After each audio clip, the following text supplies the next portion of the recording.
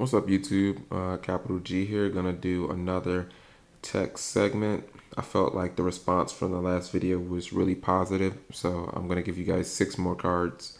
No spells this time. This is a format where spells are basically on a decline. You see the same exact spell lineup in most decks, except for maybe Black Wings, which throw in a couple of cards for Black Feathers. But Dark Hole, Cold Wave, Duality, Reborn, basically the same spell lineup in every single deck.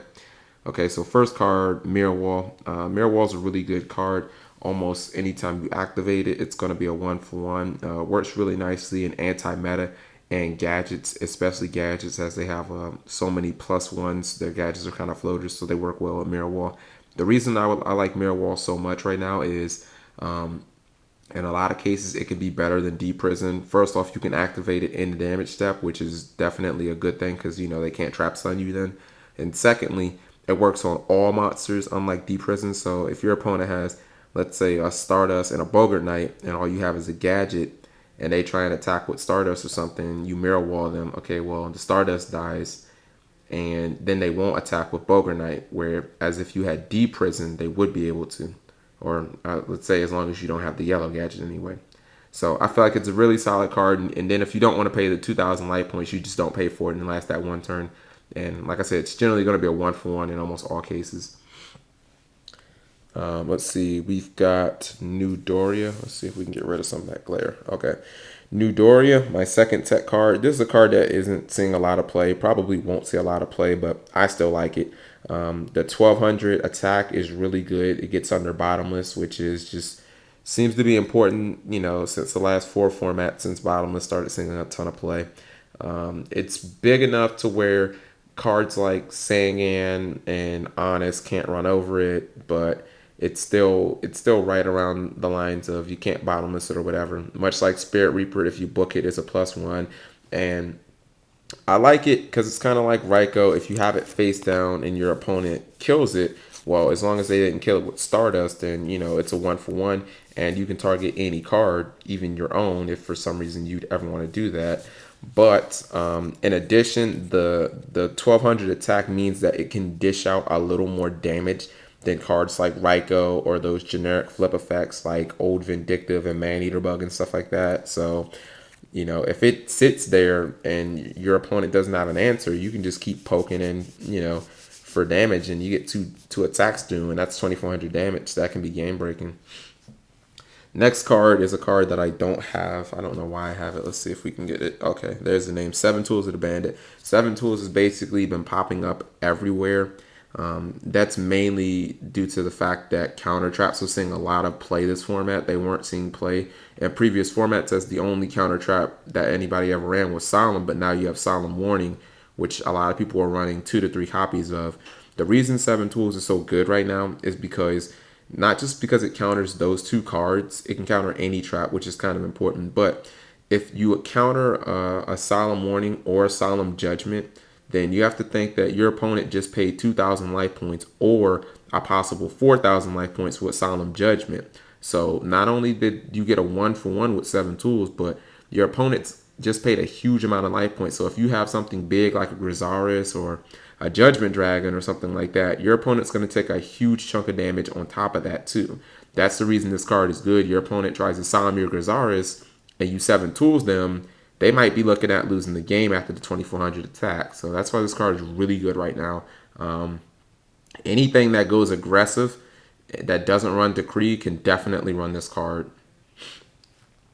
Breaker the Magical Warrior, a card that's not seeing a lot of play yet, but I absolutely love this format. Here's why. This is a format where, of course, traps rule. You don't see a whole lot of spells being played. But in this format, even though a lot of these traps are chainable to summons, a lot of times a card like Breaker will put your opponent in an uncomfortable position, because if you summon this, and they have like trap stun, they can technically chain it, but I mean, if you just end, then you still got your +1 off Breaker. Another huge card would be, Solemn Warning. I summon Breaker, and you're kind of forced to use Solemn Warning on my Breaker, or you're gonna lose your Solemn Warning potentially. And I don't think that's a position that you want to put yourself in. So Breaker just kind of puts your opponent in uncomfortable positions. D-Prison is still seeing a lot of play. That's another easy one. Mirror Force. I mean, there's always the bottomless aspect, but still, I mean, this card can really just make your opponent waste their good shit early. You know, they have an empty field and you summon Breaker, and they have a Solemn Warning and a book set. Well, either you're going to use your Solemn Warning or you're going to book and I'm going to get a +1. So, I mean, it's a good situation either way. That's why I like Breaker right now.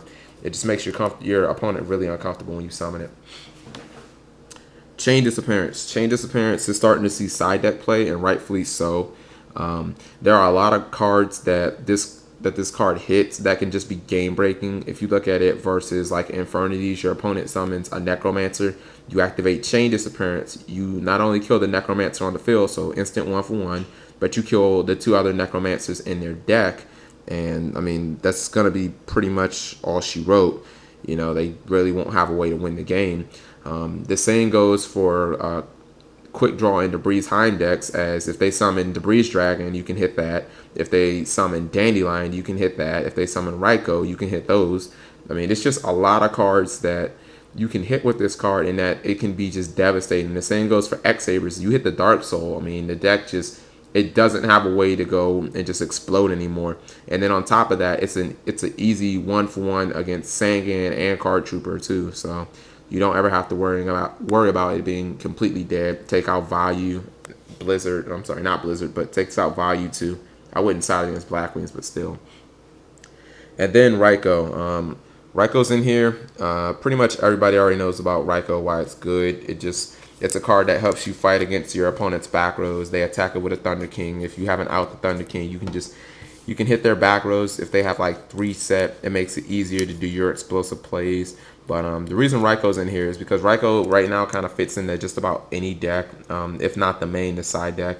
Just about all decks have some type of graveyard manipulation and want their stuff in the graveyard, whether it be even something like Machinist, you mill a Fortress, and then you can get it back from the graveyard, mill Value, mill Dandelion, mill your Infernity guys that you want in the graveyard. Just pretty much any deck can use Raikou now. So I hope you guys like this, like my picks. If there are any more that you guys want to add, just go ahead and comment on the bottom and tell me what you think.